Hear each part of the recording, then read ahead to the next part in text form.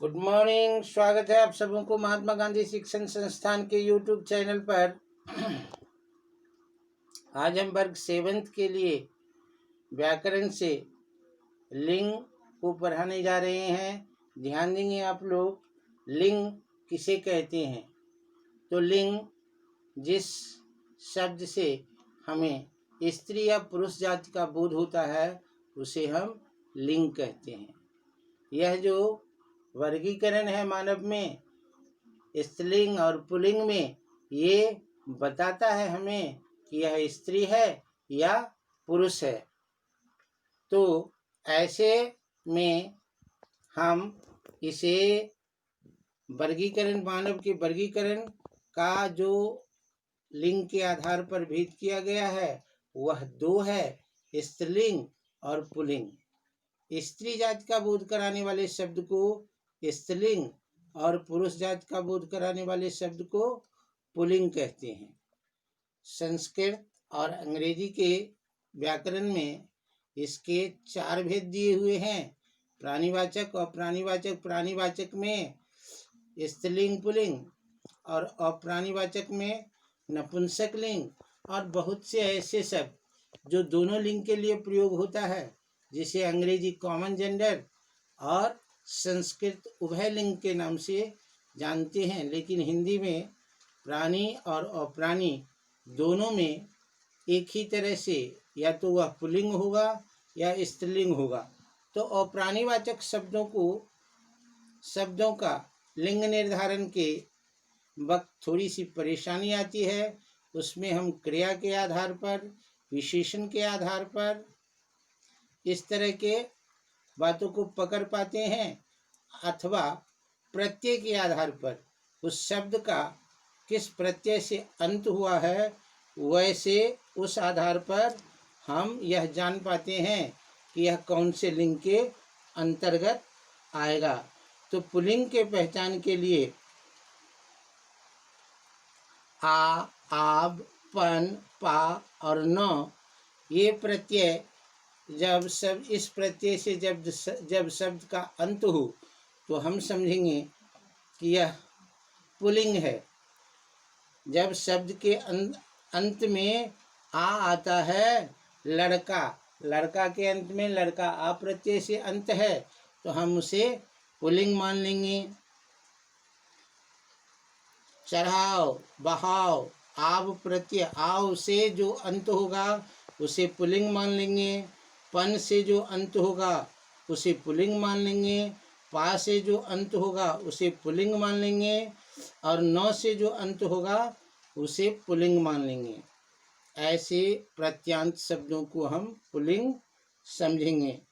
अब है पर्वत के नाम, देश के नाम, मास के नाम, दिन के नाम, पेड़ों के नाम, अनाजों के नाम, धातुओं के नाम और रत्नों के नाम कुछ अपवाद को छोड़ करके ये सब पुल्लिंग के अंतर्गत आते हैं।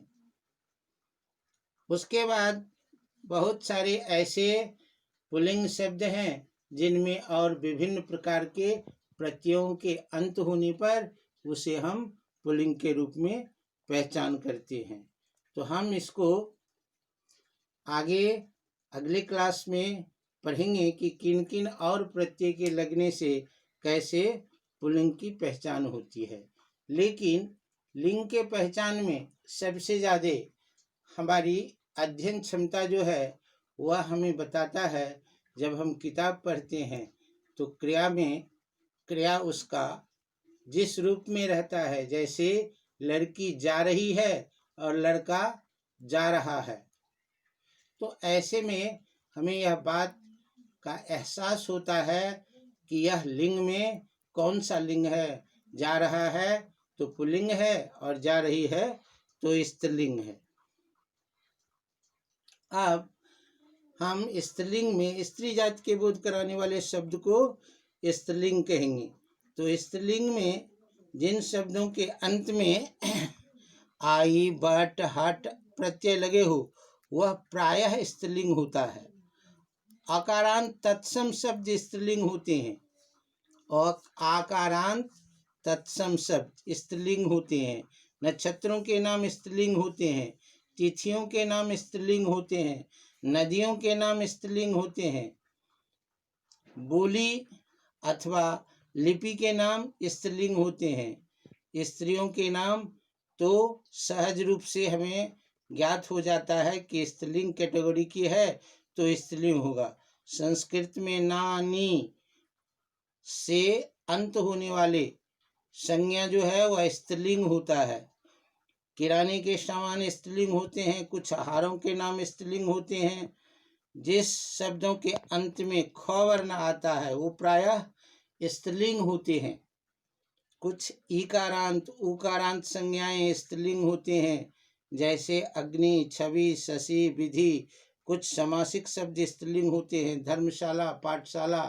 तो इस तरह से हमें यह याद करना पड़ेगा कि किस प्रत्यय से अंत होने वाला शब्द पुल्लिंग के अंतर्गत आता है और किस प्रत्यय से अंत होने वाला शब्द स्त्रीलिंग में आता है।